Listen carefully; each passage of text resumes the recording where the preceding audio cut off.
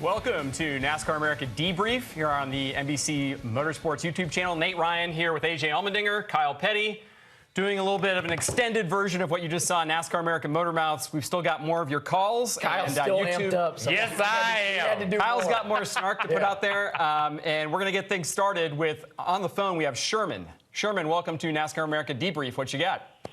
Oh, I was just curious about something.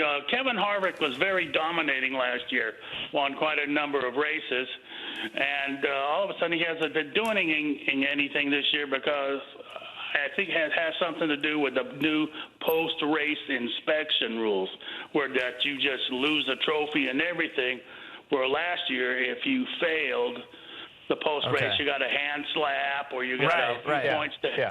So you feel, Sherman, as if the team isn't winning because there's the threat of having the win taken away through 3 races? That's your takeaway? Well, I think the crew chief knows that he can't push the envelope like he did last year. Sherman, I question, like, you say he's not doing anything. I mean, he's been had back-to-back top 5s. Yeah, he's been in the top 5. We should probably start. He got some blooming onions. He's not winning right now, but I mean, it's not like he's running 30th. Okay, but I guess what I mean, hasn't won anything. I got you. That's what I'm gauging it on.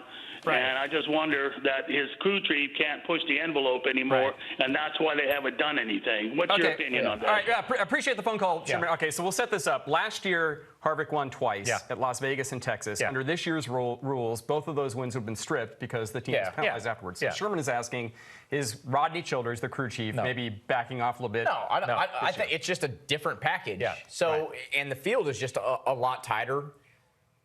And if you look at the races, the way they played out, I just think Team Penske has been better at making a couple adjustments late in the race to figure it out. Because if you watched Atlanta, literally up until the last run of the race, that's exactly right. Harvick passed Larson and was gone. So I think just Team Penske's just been a little bit better at making those adjustments. And we talked about it on the show. Some teams, when they make a rule change, there's always 1 or 2 teams that just click, that just hit it. Everybody eventually catches up. But the Penske organization just is better right now. And by the way, Harvick was running the 2 cars down in Vegas with 10 to go. I take a little bit of issue with Sherman's overall. I would like to struggle like Kevin Harvick. Top 5 every week. That's exactly right. That's a struggle, man. I wouldn't be here right now if I had struggled like Kevin Harvick. What's wrong with that team? All right. He wouldn't be on our show, man. Let's go to the YouTube comments. Harvey Wallbanger in our YouTube comments wants to know, guys, why don't people understand that the cars of the 60s and 70s were real stock cars, production cars? The cars today are not anything alike, and they drive differently. I wasn't alive then, Kyle, so you're going to explain that. This one's for you. What's your question? I think he's asking, what's he trying? Can fans maybe not appreciate that cars drive differently now versus then, and therefore there's a little bit of a disconnect between the eras? I will say this. Fans in the 60s and in the 70s were manufacturer loyal. They believed in Dodge. They believed in Ford. They believed in Chevy. I don't think we have a lot of that. We don't have as much of that. I won't say that we don't have a lot of it. We don't have as much. Guys aren't just strictly Chevy fans. Like Bill Elliott drove a Ford forever. And when he drove a Dodge, there were fans that were just devastated that he got out of a Ford and got in a Dodge. But at the same time, I look at it and there's been a constant evolution of the car. There's been a constant evolution of the crew chief. There's been a constant evolution of the driver. Everything changes. So, I mean, whether you appreciate what guys drove then or whether you appreciate what guys drive now, it doesn't make any difference. You have to appreciate the talent it takes to be a crew chief and to be a driver all the way through. I love all sports. So it's the argument of, well, right now, Steph Curry couldn't play back in Jordan's era. Or LeBron. Right. Or Richard Petty would finish 15th every week now. It's just the first guy said. The point is, it doesn't matter because, you know what? Richard Petty's not going to come race in these cars. Michael Jordan's not going to come play in the NBA right now. So it is what it is. Tough to compare across eras. Let's go back to the phones. Troy, you're on NASCAR America Debrief. Go ahead, Troy. Hey, guys. What's going on? We're good. Nothing, man. Hey, only question was, are you guys surprised that Ford isn't struggling as much with the new body style and things like that as, Chevy did last year and all that kind of stuff, how they're getting success pretty much right out of the gate? How do you guys feel about Ford?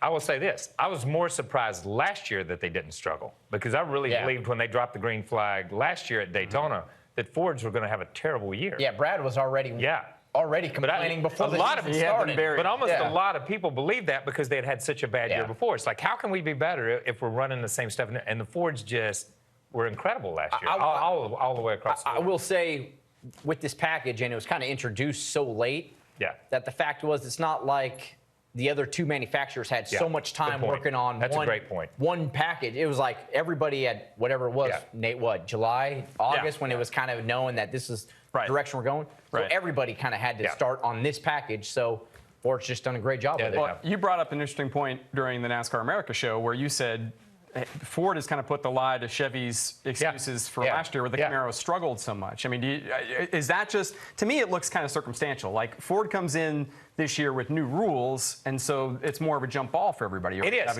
Right? Look, again, we keep talking about you can't compare eras. You can't even compare years. Right. You know what I mean? You can't go back and say it. But I think you're exactly right. Because of the package, because of the date the teams got them, because of the way it is, it was more equal. You say, okay, Chevy, you struggled. Well, now you get another package. Well, they're just starting over again, but Ford's starting over at the same point. So, and you know this, and we all know this in the sport. You come off a year like Ford had last year, there's some momentum in that. Yeah. There's some momentum in the Penske organization coming off a championship, coming off. You give them a new car, they don't care. They're just going to work their rear end off. We've seen Hendrick do it. We've seen other organizations. And I feel like, maybe I'm wrong, which has happened once or twice, but I feel like Ford as a whole, Ford teams work together better to make sure that everybody's faster. Right. Yeah, you're still going to have your little secrets here and there. Obviously, Gibbs is kind of at a disadvantage because there is no other team. Even Furniture Row a bit, and then Chevy. I just don't feel like they don't play. Well. They're not as cohesive. I mean, Ford's slogan is one Ford, and you don't really see that as much on the Chevy. Yeah, even Chevy and Toyota had to talk to each other at Daytona. They had to team up with each other. They had to team up with each other because of Ford. All right, we're taking your comments again on the YouTube channel. Let's go there for one right now. Adam, JGR fan, Adam, wants to know what is AJ and Kyle's takes on Hailie Deegan's win at Las Vegas. She won the opener Thursday, K&N opener on the dirt track. Where do you see her going in the future? How long do you think it'll take? Not to put the cart before the horse. How long before she gets to Cup? Adam wants to know. You know, and this is what, Brian Deegan, her dad, and for the people that don't know, I mean, he used to race Supercross and motorcycles and was really one of the creators of all the stunts when it comes to what motorcycle guys do now with the X Games. I think they're doing a great job. They're not rushing her. Mm-hmm. She just announced, 6 ARCA races? Right. She's back in K&N West again. Yeah. She's run off-road trucks, so she's got a huge background. I think her future is so bright. And as long as they don't, because we've seen at times young drivers, like, they just rush them so quick. Get them to Xfinity, we got to get them to Cup. She just seems, and I don't know her personally, I've never spoke to her, but when you just see her interview, she seems like she's just got her head on her shoulders the right way, got the right people around her. Yes, she does. And she's just got a huge amount of talent. So it was great to see that win, and it's just cool to see how she's going to build off of that. Right. And I think the ARCA races especially are really going to help her. Yeah. She's going to Pocono and Kansas as part of this ARCA schedule. I think, is that the time when you truly find out? I mean, right now it's just she's in the K&N series, she's doing well, but it's short tracks. Like, once she gets to the speedways, is that when we find out how good she is? I think we talked about it earlier in the other show about Cup or Xfinity guys racing against Cup guys. Mm-hmm. When you move up and you have to race against better people on different racetracks and on big, it separates. There's a separate, and it teaches you. And there's a carrot because if you look at both K&N series, to say that it's better people in ARCA, I don't think that. They're not. I don't think that. But like, to your point, it's a different group of people, and it's a way to go to Pocono compared to a place like Bakersfield, Salem, or whatever. It is far different. So that's where you're going to see kind of where her next level goes to. And I'm going to say this, because I say it all the time when we say here and we talk about drivers and we talk about up-and-coming drivers. Up-and-coming to where? Where are they going to go? If I look at the Gibbs organization, I got Christopher Bale in front of me. I've got Look at the people I've got in front of me. Eric Jones. I got people like this. And she's a Toyota driver. Yeah, so that's if what I'm you're saying. looking So at like a pipeline there, the pipeline is as clogged as any. Does it in NASCAR. Does it just burst at some point in time, and then these people become Chevy drivers or Ford drivers? We're gonna get to that point. Right. We're gonna get to that point in this sport where you can keep jamming these people down in here because they're in the lesser series. But is there a seat in the upper big deal series? though is, and we all know this, seems sponsor friendly. So man. you get the sponsor behind you, it really writes. Let's be PC. She's a girl, okay? No, honestly. But to AJ's point, she has a lot of charisma. She has tons of charisma. A lot of charisma, and she speaks is very a well. female. And we've already seen that game. Yeah. And the possibility's there because she has shown she can do it on the racetrack. She has shown she can do it on the racetrack. So when you can do it both places, that's superstar status. She's justifying you move to a the different attention. place. Yes. Justifying attention, which is important. Let's go back to the phones. NASCAR America Debrief. Spencer is on the line. Spencer, welcome to NASCAR America Debrief. Hey guys, how you doing? Good. Good. All right. Well, I just wanted to see what you guys' opinion on this, because a lot of people seem to have problems with Cup drivers going into Xfinity. I personally don't have a problem with it, but do you think it would be better if they do come down to race for more teams that are trying to develop and not like Joe Gibbs Racing? Because Joe Gibbs Racing is developing drivers really well in the Xfinity Series, but as far as like Kyle Busch, he could help like a lower division team, build up. Because there's like a lot of teams like Furniture Row, they're like shutting down. They've been just shutting down for like the last 20 years. Same thing with like Michael Waltrip Racing and stuff. So do you think that would help out NASCAR in the future? Okay, I think we got the gist of it, Spencer. Yeah, I mean, Spencer, the thing is whether it would or would not help, it doesn't matter because it's never going to happen. If you're Joe Gibbs Racing, you're not going to let Kyle Busch go race for some other team. I mean, that's just that. And I mean, go back, talk about how you talked about on the show because that was a great point you brought up. Kyle Busch racing these Xfinity races allows other guys to race. and that's a huge point that people forget. They do forget that because it's a business. It's a business too. And I'm going to say, Kyle Busch, you're not going to take Kyle Busch and put him in one of the 10th or 15th place cars. He's not going to win the race. He's not going to win the race. No matter how good Kyle Busch is, he's not going to win a race in a 15th place Xfinity car. It's just not going to happen. And if you get caught in that cycle where you're in that car, you've got to try to get in a better car. That's what it is. So Kyle Busch being in the Xfinity Series gives you an opportunity to race and learn, and it gives another guy an opportunity to drive. Perfect example, Ross Chastain. Yeah, Ross Chastain. You know, with Johnny Davis. Good point. He goes out there and puts up some good results, and Chip Ganassi says, you know what? Why don't we try this guy out? And he goes out there and wins a race. And unfortunately, had a great ride lined up until none of his own doing. Until IRS stepped in. Exactly. And had another great speed week. So hopefully that'll lead to something, a first-tier ride in the future for Ross Chastain. Let's go back to YouTube comments. Will McDermott wants to know, since drivers now have multiple sponsors and change teams and manufacturers more often than they did, say, 20 years ago, does that hurt brand identity between drivers and fans? Kind of a big picture type question. Do drivers change teams more than they? I don't think they change teams as much. I think the point is well taken that in terms of the continuity. Well, obviously you have more than one primary sponsor now on every car. Yeah, but you know what? If I'm an AJ Allmendinger fan, I'm going to follow him no matter what. It's not going to hurt my brand. If I'm his fan, it's not going to hurt his brand because he's my guy. I don't care what he has on that card. That's the way it is. So I think it's harder sometimes as a casual fan to figure out, oh, where's AJ's car this week? It's a different color or whatever. That's harder, but I don't think it hurts the brand. I think it in a strange way, it gives you an opportunity to build a brand over a broader spectrum. But this is the times we live in. Yeah, like that's part of it. And this is what we're talking about. We got to get the cost down because you're not going to get companies to just spend $30 million. So this is what we have to do. That day is gone. This is what we have to do as an organization, whether it's race teams, is NASCAR, to survive right now. Well, let me ask you, AJ, because you have some experience with this. When you ran Red Bull, you had one paint scheme for the whole season, for how many seasons? I mean, did you notice a difference between that and, say, JTG, where maybe you would have 4 or 5 different schemes? I mean, did it affect or impact you at all? Probably not. Right? I mean, not really. Yeah.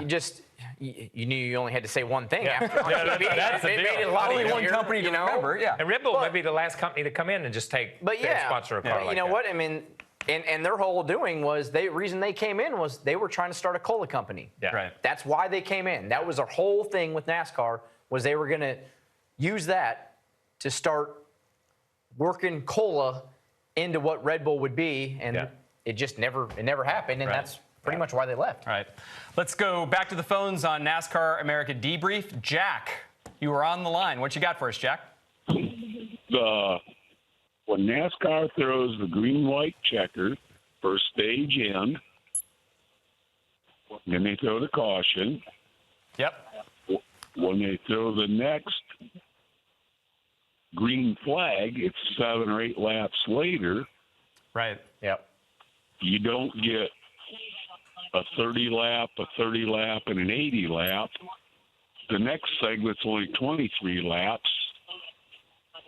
The next did they segment count? is minus the laps that were run under Yeah. caution to begin the segment. You'd like to see them Right. run those laps without them being counted.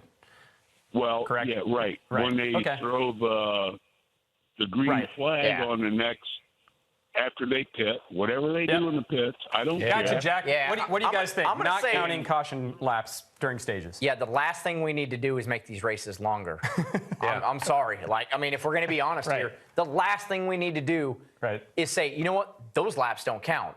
Now, I'm okay for you shorten these races and you let those stage cautions run with no lap count, but we don't need to make the races longer. Yeah. Am I wrong? I No, mean, I agree. Yeah, I agree. it's You don't want me to comment on this. yeah. Why not? I mean, listen, always if, want your if comment. we're down to nitpicking about junk like that, Right. Yeah, then that same guy's going to argue about what color his seat is that he's sitting in the grandstand. That's not. I can't even wrap my head around it. Never mind. Move on. Okay. All right. Let's go back to I'm just going to YouTube. be quiet. I'm just going to be quiet on that one. Tell us how you really Yeah, feel. no, for I'm once. just going to be quiet on All that. right. Let's go back to YouTube for a Golly. question. Oh boy. I'm trying to find I one bought that's a not ticket so and I didn't technical. get to see those 6 laps. How about this one from Bobby Wortham? What does Hendrick Motorsports need to do to get on the same page as the other teams? I think that means what do they need to do to catch up? Okay, this is what I'm going to say about Hendrick Motorsports. Okay, is I think their death has been prematurely reported here. Okay, I mean we keep talking about them like ooh Hendrick Motorsports, ooh Hendrick Motorsports. They made a commitment. Rick Hendrick made a commitment to rebuild this organization. Chase Elliott, William Byron, and Alex Bowman. You got 3 drivers that are under 21, 22 years old.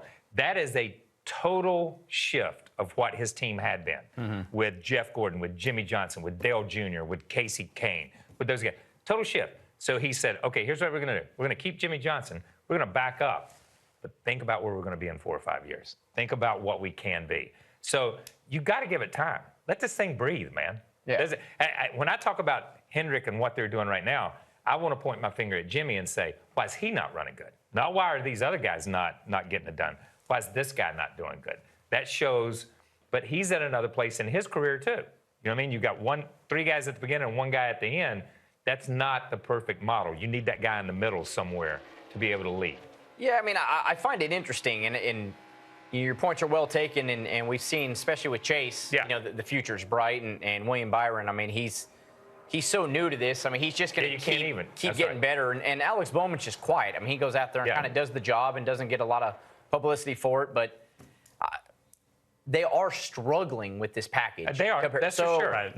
No doubt. But if there's going to be a team that's going to struggle that I'm going to still bet money on to figure it out, Yeah. it's Hendrick. It's Hendrick. Because Sorry. they have all the resources. Yeah. They They just struggled last year and Once they again. actually figured it out Yeah. by August. We've had 2 races on this package. I know. 1 race on the full package. It's going to take some time to learn know. it.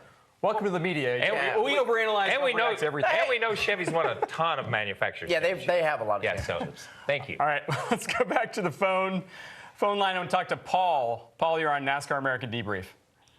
Hey, I just wanted to bring up the fact that I think one good thing from this package is the fact that it's kind of evened out the 3 series. I think the 2 races, the truck and the Xfinity races, were just as good as the Cup race this week. Good. Yeah, and that's good because here's the point on that. If you like racing, you will like any racing. You know what I mean? It doesn't have to be the superstars of the Cup Series to put on a good race every week for you to be a good race fan. You know, I mean, look, I watched last year. Watched the Indy Lights race from Indianapolis. Oh, yeah. Oh my gosh, man! If you like racing, Yeah. that's racing. You know what I mean? And you say, and they were like, well, but there's nobody in it. Yeah, there are. There's great drivers and I mean great series. So I think by making that, if you've got that ticket and you're coming for a Friday, Saturday, and Sunday, you're going to see some decent racing. I guess I struggle with the argument of, you know, the race wasn't that good. Yeah. Well, if you compare it to the Vegas race last year, it was way better. It was better. It was better. Now, do the people have a problem the fact that, they're almost wide open around the whole place, and that in some way takes the driver out of it a little bit? You can have that argument. I don't know. But the thing is with this package so far, has the racing been better than last year or the last couple of years? I think it has. I think it has. And it's hard to argue that. And that caller's right, is the fact that the truck race was good and the Xfinity race was awesome on Saturday. So, it's in terms of margins, I mean, last year. As long as they don't run on the margin apron. versus 4 seconds. Yeah. That's not racing. You run on the apron. Need more walls. Let's go back to the phones. Howard, you're on NASCAR America Debrief. Howard, what do you got? Hey, good afternoon, guys. Great race Sunday, I thought. I've been following stock cars for 70 years. Good, man. The thing, talk about nitpicky, the hand on pit road. Actually, it wasn't his hand; it was his glove. Yeah. It was his glove. But the same thing applies. If the pit crew's got shoes on and they touch pit road, they're on pit road. Yeah. They're in the pit stall, and they can't do that. I think it was a good rule. Well, I mean, it's a rule. Yeah, and that's what you said. It's a rule in the conversation. Is it a nitpick? Yeah, it's a rule. It's a rule. It's a rule. So what? Right. So what? Yeah. What's the gray area? Yeah, there is no gray there. That's a rule. Sorry. Yeah. That was a mistake. Unlike Kyle Larson. Without rules, we have chaos. Yes, we have chaos. Speaking of Kyle Larson, let's go back to YouTube. One more question, and I lost it. But oh my gosh. I'll paraphrase it. Okay, paraphrase. I apologize for whoever submitted this, but they said, Kyle Larson, younger generation, that group of drivers, who do you think has the most potential? Is Kyle Larson the guy with the most potential, or is there somewhere else, Eric Jones, Chase Elliott, Ryan Blaney? If you were to pick out the driver you feel like has the best chance. You were just racing with him. Yeah, I mean, God, they're all so good. I mean, so I really say this not to knock anybody down, because I think all that young talent, they're good, they're in great equipment, so they go show what they can do. Yeah. Kyle Larson stands out to me because I watched that guy run the fence and do some things with a race car. He's sideways at times, still going forward. Yeah. So he's always stood out to me. So if I had to go one over that, I'd go Christopher Bell. Ooh, because good point. Because it's Christopher Bell right now. Yeah, is just, to me, seems like he's taken it to another level. Yeah, and I agree. And I'm going to say that if you throw them all on the table, and you say. And you had 6 categories. One of them's outstanding in this, but he's not in the other 5. And one of them's outstanding. Yeah. So there's none of them are the total package yet. You know what I mean? Yeah. Christopher Bell comes as close to being the total package. Speedway, short track, road course, wherever he goes, and making it work for him the whole race. The road course is going to be the thing, because that's what he struggles at a bit. But what we've yet to see, and what we're going to have to see with Christopher Bell, because I think this is Kyle Larson's Achilles heel, is he can't put a whole race together. Give me a whole race. You've been pretty. Give me a whole race, man. Yeah. Give me 500 miles. He can give you 480. Yeah. But somewhere there's a lapse in there that takes him out. There's somewhere halfway through. Racing effect? I'm not going to say that. I'm just going to say that somewhere he's not got to that level. Yeah. We don't know if Christopher Bell can, because he's not run a Cup. Yep. And there's been tons of guys in the history of this sport that were great Xfinity drivers that couldn't put a whole Cup race together. And there's been guys who were great Cup drivers who couldn't put an Xfinity race together. Tony Stewart. He's won 7 championships. Yeah, that's right. Tony Stewart and Jimmy Johnson are 2 that come to mind in the Xfinity Series that ran good, but you said, nah, that guy's not going to be a Cup guy. Right. And Tony Stewart jumped in a Cup car, and it was like, oh my God, he was made for a Cup car. And Jimmy Johnson is the same way. So that's a strange thing. You've got to put him in that position. And you talk about, that stacked of where everybody. mean, Joe Gibbs is going to have something interesting, right? Oh, yeah. Guy just won a Daytona 500 Yeah. race, Yeah. and that that was everybody was talking about. Maybe I know, lining up, man. so. That's what I'm saying. Lots of Where's, fit there. Where's Haley going? I don't know. Now we're back to that. All right, well, thanks again for all the questions, phone calls, comments. If we didn't get to you, please call again next week. We'll get to you next week on Motor Mouths on NASCAR America Debrief. Thanks again for watching.